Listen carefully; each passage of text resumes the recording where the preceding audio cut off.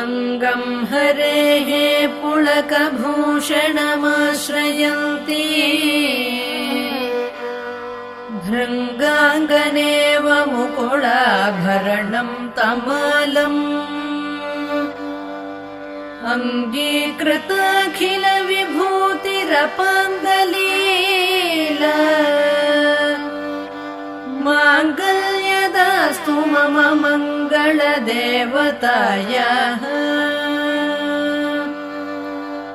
मुग्धा मुहुर्विदधति वदने मुरारेः प्रेमत्रपा प्रणिहितानि गतागतानि मालादृशोर्मधुकरीव महोत्पलेया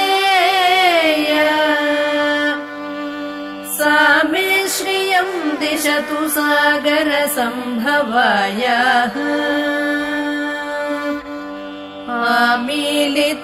आमीलिताक्षमधिगम्य मुदा मुकुन्दम्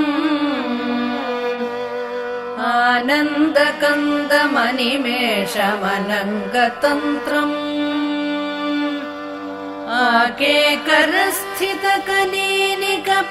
आकेकरस्थितकनीनिकपक्ष्मनेत्रम् भूत्यै भवेन्मम भुजङ्गशयाङ्गनायाः बाह्वन्तरे मधुजितश्रुतकौस्तुभेया हारावलीव हरिनीलमये विभाति कामप्रदा भगवतोऽपि कटाक्षमाला कल्याणमावहतु मे कमलालयायाः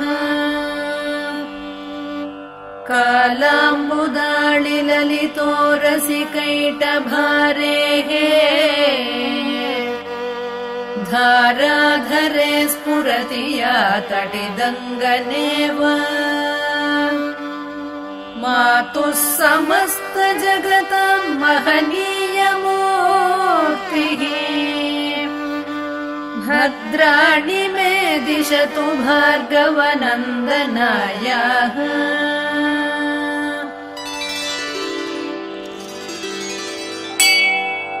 प्राप्तम् पदम् प्रथमतः खलु यत्प्रभावात् माङ्गल्यभाजि मधुमाथिनि मन्मथेन मय्यापतेत्तदिह मन्थरमीक्षणार्धम् मन्दालसं च मकरालय कन्यकायाः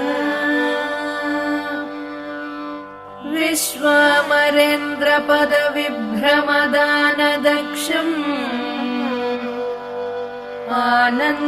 आनन्दहेतुरधिकम् मुरविद्विषोऽपि ईशन्निषीदतु मयि क्षणमीक्षणार्धम् इन्दीवरोदर सहोदरमिन्दिरायाः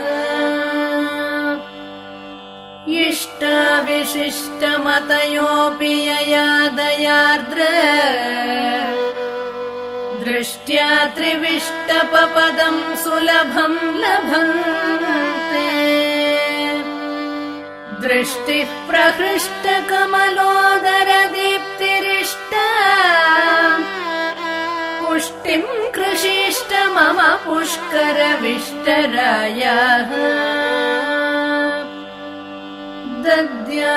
दद्यादयानुपवनो द्रविणाम्बुधारा अस्मिन्न किञ्चन विहङ्गशिशौ विषण्णे दुष्कर्म घर्ममपनीय चिराय दूरम् नारायण प्रणयिनी नयनाम्बुवः गीर्देवतेति गरुडध्वज सुन्दरीति शाकम्भरीति शशिशेखर वल्लभेति सृष्टिस्थितिप्रलयकेलिषु संस्थितायै तस्यै नमस्त्रिभुवनैकगुरोस्तरुण्यै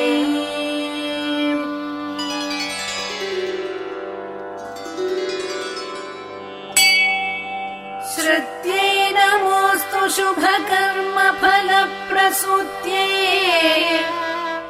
रत्यै नमोऽस्तु रमणीयगुणार्णवायै शक्त्यै नमोऽस्तु शतपत्रनिकेतनायै पुष्ट्यै नमोऽस्तु पुरुषोत्तमवल्लभायै नमोऽस्तु नालीकनिभाननायै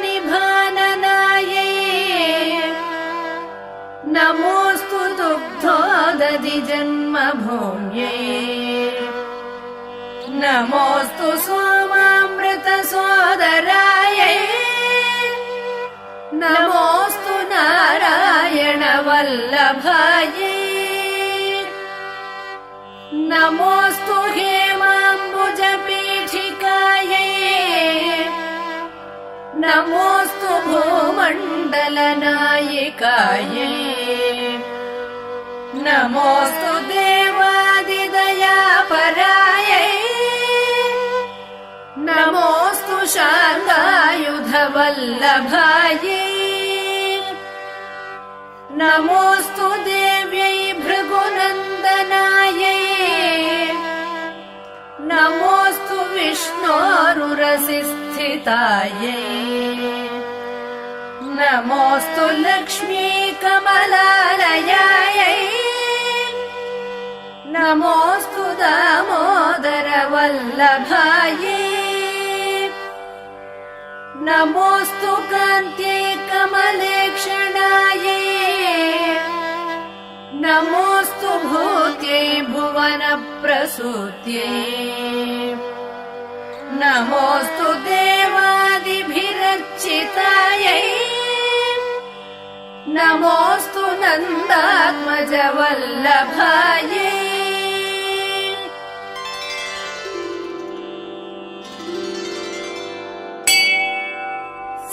सम्पत्कराणि सकलेन्द्रियनन्दनानि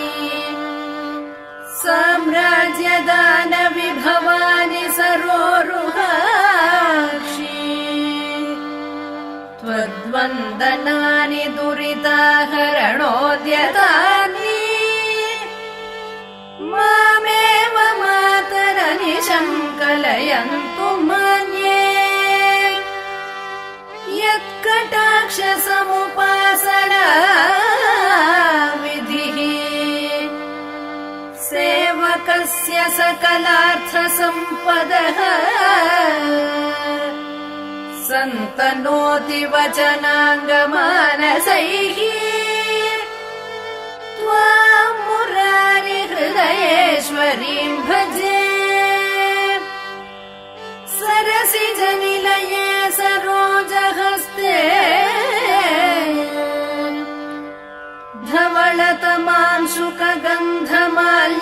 धवलतमांशुकगन्धमाल्यशोभे भगवति हरिवल्लभे मनोज्ञे त्रिभुवनभूतिकरि प्रसीद मह्यम्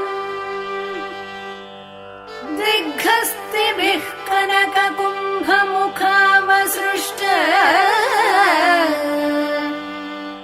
स्वर्वाहिनी विमलचारुजलाप्लुताङ्गी प्रातर्नमामि जगतां जननीमशेष लोकाधिनाथ गृहिणीममृताब्धिपुत्री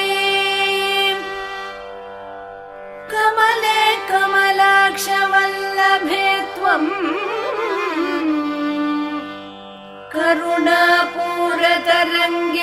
करुणापूरतरङ्गितैरपाङ्गैः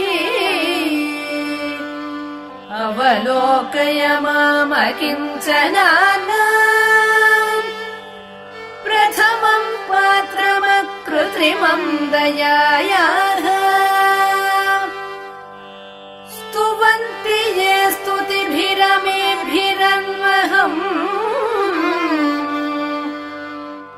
त्रयीमयीं त्रिभुवनमातरम् रमा